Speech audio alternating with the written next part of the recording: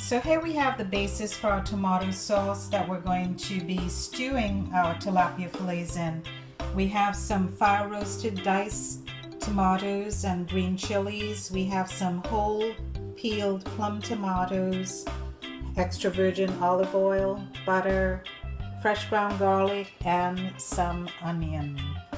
3 additional things that I use to spice up my sauce is some kosher salt, some oregano, and also some brown sugar. First, we're going to start off with a quick and easy sauce.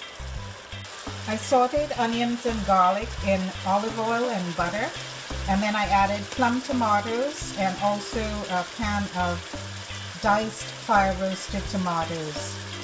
Taste it and then add whatever seasonings you need, and I added some extra salt and a little bit of oregano as well, and some sugar to this mixture.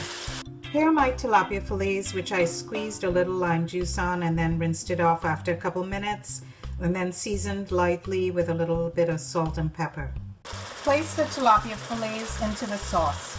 Spoon the sauce over the tilapia fillets so they get all nice and covered with all those great flavors of the sauce.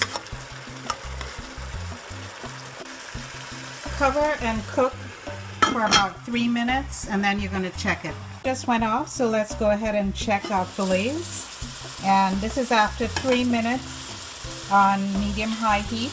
This looks pretty good, but I think I'm going to give it a couple more minutes. I'm going to cover it back, give it a couple more minutes on the timer, and then we'll check it again.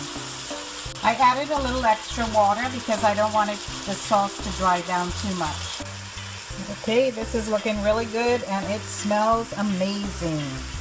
Garnish with some chopped green onions if you like.